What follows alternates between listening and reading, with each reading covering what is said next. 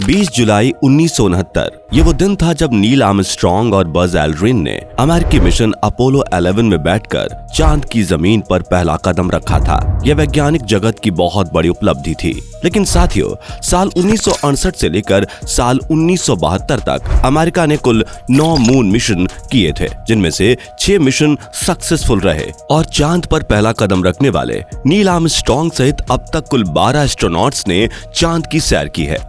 लेकिन फिर चांद पर कुछ खास न मिलने की वजह बताकर नासा ने अपने मून मिशंस बंद कर दिए। साथ ही किसी और देश की स्पेस एजेंसी ने भी मून मिशन में इतना इंटरेस्ट नहीं दिखाया।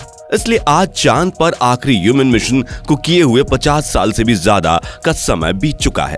लेकिन आपको ये जानकर हैरानी होगी कि चांद पर जाकर इंसानी बस्ती बसाना अब सिर्फ सपना नहीं रहा, बल्कि अगले 10 सालों में ये हकीकत में बदलने वाला है। जी हाँ, नासा का आर्टेमिस प्रोग्राम इस हकीकत की नींव रखेगा। अपने इसी प्रोग्राम के तहत नासा ने 11 दिसंबर 2022 के दिन अपने पहले मिशन आर्टेमिस 1 को सफलतापूर्वक कंप्लीट कर लिया है। साथ ही उन्होंने चांद और मंगल ग्रह पर बसने वाली फ्यूचर कॉलोनीज का पहला लेआउट भी बना दिया है। अब इसी साल के अंत तक नासा अपने आर्टेमिस 2 मिशन को लॉन्च करेगी, जिसके सफल होते ही लॉन्च होगा आर्टेमिस 3 मिशन, जिसमें 50 साल बाद एक मैन एस्ट्रोनॉट और दुनिया की फर्स्ट लेडी एस्ट्रोनॉट को चांद पर भेजा जाएगा, जिसके साथ चांद पर ह्यूमन कॉलोनी की नींव रखने वाले 2 उपकरणों को भी भेजा जाएगा। फिर आगे होगा आर्टेमिस 4 मिशन, जिसमें चांद पर एक बड़ी लूनर कॉलोनी ही बना दी जाएगी और नासा ये सब 2028 तक कंप्लीट कर देना चाहती है। लेकिन ये इतना भी आसान नहीं है। ऐसा क्यों, वो आगे वीडियो में समझेंगे। खैर, साइंटिस्ट्स ने चांद पर पहले लूनर बेस को बनाने के लिए स्केलेटन क्रैटर नाम के सबसे बड़े गड्ढे को चुना है, जो कि 12 मील चौड़ा और 2 मील गहरा है। और चांद की ऊपरी सतह से 2 मील की गहराई में जाकर बसना अपने आप में काफी दिलचस्प प्लान है। हालांकि शायद आपके दिमाग में ये भी सवाल आया होगा कि जहां एलन मस्क मंगल ग्रह को क्लोनाइज करने वाले हैं, तो फिर चांद पर लूनर बेस बनाने की क्या जरूरत है। तो जैसा कि आप जानते हैं कि चांद पर गोल्ड, प्लैटिनम और टाइटेनियम जैसे रेयर अर्थ मेटल्स का काफी बड़ा खजाना है।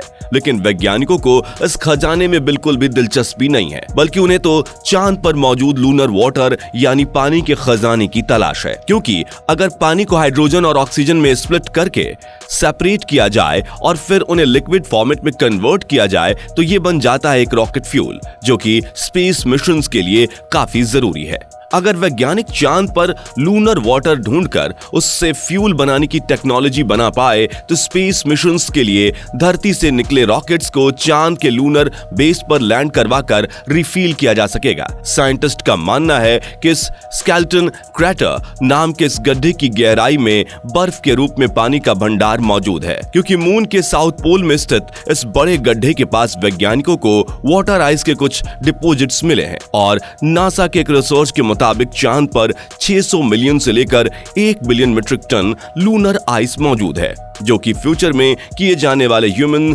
स्पेस मिशंस के लिए बड़ा खजाना है। दरअसल काफी लंबे समय तक नासा ने इस खजाने पर ज्यादा गौर इसलिए नहीं किया था, क्योंकि कुछ समय पहले तक इंसानों का स्पेस में जाना काफी महंगा था। लेकिन फिर एलन मस्क की स्पेस एक्स कंपनी ने रीयूजेबल रॉकेट्स बनाए और इसी ने स्पेस मिशंस के मून और मार्स पर ह्यूमन कॉलोनी बनाने के सपने को भी एक नई उम्मीद दी। इसलिए अब नासा चांद पर लूनर बेस बनाना चाहती है, ताकि मंगल ग्रह पर जाने वाले स्पेसक्राफ्ट को चांद पर लैंड करवाकर रिफ्यूलिंग की जा सके। इससे स्पेसक्राफ्ट का फ्यूल टैंक छोटा होगा और इंसानों के बैठने की जगह बढ़ जाएगी, जिससे Earth to moon and Mars का सफर काफी इकोनॉमिकल हो जाएगा।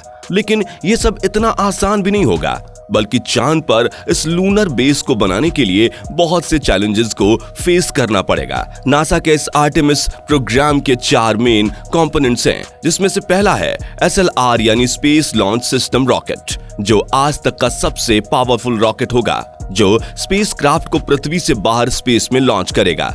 दूसरा होगा ओराइन स्पेसक्राफ्ट, जो एस्ट्रोनॉट्स को चांद के पास ले जाएगा। तीसरा कंपोनेंट होगा लूनर गेटवे, जिसे हम एक छोटा सा स्पेस स्टेशन कह सकते हैं। यह गेटवे हमेशा चांद के चारों ओर चक्कर लगाता रहेगा। वही इस मिशन का आखिरी कंपोनेंट होगा ह्यूमन लैंडिंग सिस्टम, जिसकी मदद से एस्ट्रोनॉट चांद की सतह पर लैंड करेंगे। हालांकि इस प्रोसेस में इंसान सीधा चांद पर जाकर लैंड नहीं कर सकते, क्योंकि ऐसे मिशंस में जान का खतरा है। इसलिए स्पेस एजेंसीज पहले इंसानों के बिना खाली स्पेसक्राफ्ट और रॉकेट को मिशन के लिए भेजती है, जिसके बाद उनको परीक्षण करके ये सुनिश्चित किया जाता है कि क्या ये रॉकेट और स्पेसक्राफ्ट इंसानों को भेजने के लिए सही है, और कोई खामी हो तो फिर उसे ठीक करने के बाद ही एस्ट्रोनॉट को स्पेस में भेजा जाता है।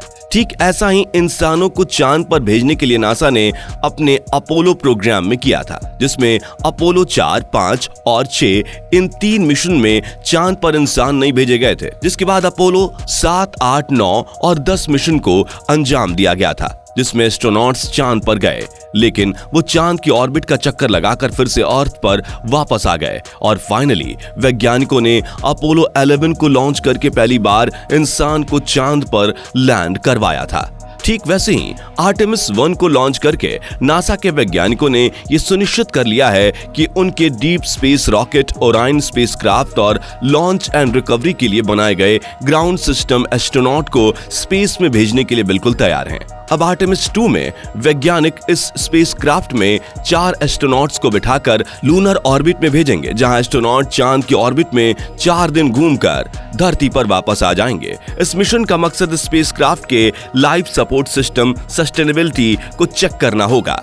और आर्टेमिस 2 मिशन की सफलता के बाद ही आर्टेमिस 3 मिशन को लॉन्च किया जाएगा, जिसमें एक लेडी एस्ट्रोनॉट पहली बार चांद पर कदम रखेगी। इस मिशन में पृथ्वी की ऑर्बिट से बाहर निकलने के बाद ओरायन स्पेसक्राफ्ट रॉकेट से अलग हो जाएगा और चांद की ओर काफी तेज रफ्तार से बढ़ते हुए चांद के पास पहुंचेगा। लेकिन ओरायन अपने साथ चांद पर लैंडिंग करने के लिए लैंडर को नहीं ले जाएगा।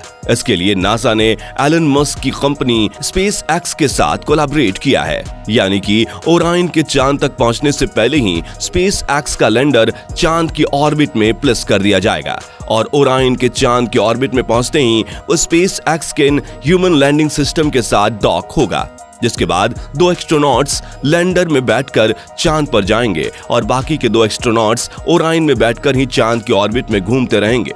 ये एस्ट्रोनॉट्स 1 हफ्ते तक चांद की सतह पर रहकर रिसर्च करेंगे और फिर लैंडर में बैठकर ओरायन तक पहुंच जाएंगे, जिसके बाद 4 एस्ट्रोनॉट्स ओरायन स्पेसक्राफ्ट में सफर करते हुए फिर से धरती पर आ जाएंगे। दोस्तों, आर्टेमिस 3 मिशन की सफलता के बाद इस बार नासा इस मून मिशन को स्टॉप करने की गलती बिल्कुल नहीं करेगा, बल्कि ये तो एक नई शुरुआत का पहला कदम होगा, क्योंकि इसके बाद आर्टेमिस 4 मिशन को बड़े पैमाने पर शुरू किया जाएगा, जिसमें सबसे पहले चांद की ऑर्बिट में एक छोटा स्पेस स्टेशन बनाया जाएगा, जिसका नाम गेटवे रखा जाएगा। जिसके बाद इंसान स्पेसक्राफ्ट में बैठकर गेटवे जाएंगे और फिर वहां मौजूद लैंडर में बैठकर चांद की सतह पर जाएंगे। इसी तरह लूनर बेस बनाने के लिए जरूरी सामान को भी ट्रांसपोर्ट किया जाएगा और साल 2028 तक चांद पर एक लूनर बेस डेवलप किया जाएगा।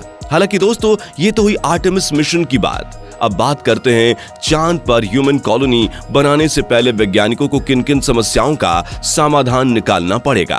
तो सबसे पहले हमें चांद के टेम्परेचर में होने वाले बदलाव का सामना करने का सॉल्यूशन निकालना पड़ेगा, क्योंकि दिन के समय चांद का तापमान 126 डिग्री सेल्सियस हो जाता है, यानी कि वहां जला देने वाली गर्मी होती है। वहीं रात के समय यह तापमान -175 डिग्री सेल्सियस तक पहुंच जाता है, यानी रात को कुछ ही सेकंड्स में जमा देने वाली ठंड हो जाती है। यहाँ एक और दिक्कत यह है कि चांद का एक दिन पृथ्वी के 29.5 दिन जितना होता ही है, यानी कि 15 दिन बहुत ज्यादा गर्मी और 15 दिन बहुत ज्यादा ठंड। यानी कि लूनर कैंप के अंदर इंसानों के मुताबिक टेम्परेचर सेट करना होगा, जिसके लिए हेवी इंसुलेशन की जरूरत पड़ेगी। वहीं कैंप से बाहर निकलकर चांद पर जाने के लिए हमें कंपल्सरी स्पेस सूट पहनना ही पड़ेगा। इसके अलावा एक और बड़ी मुश्किल है चांद के पास पावरफुल मैग्नेटिक फील्ड ना होना। दोस्तों, जैसा कि आप जानते हैं, पृथ्वी के पास अपनी पावरफुल मैग्नेटिक फील्ड है, जो सूर्य से आने वाले भयानक सौर तूफानों को वातावरण में दाखिल होने नहीं देती। लेकिन चांद के पास सही मैग्नेटिक फील्ड ना होने की वजह से खतरनाक सौर तूफानों का सामना करने का भी रास्ता ढूंढना पड़ेगा। दोस्तों, अगर आपको मौका मिले तो क्या आप चांद की सैर पर जाना पसंद करोगे? कमेंट करके जरूर बताइए। और वीडियो पसंद आया हो तो इसे लाइक और शेयर करने के साथ साथ जानकारी से भरपूर ऐसे ही कमाल के वीडियोस देखते रहने के लिए हमारे चैनल को सब्सक्राइब और फेसबुक पेज को जरूर फॉलो करें। धन्यवाद।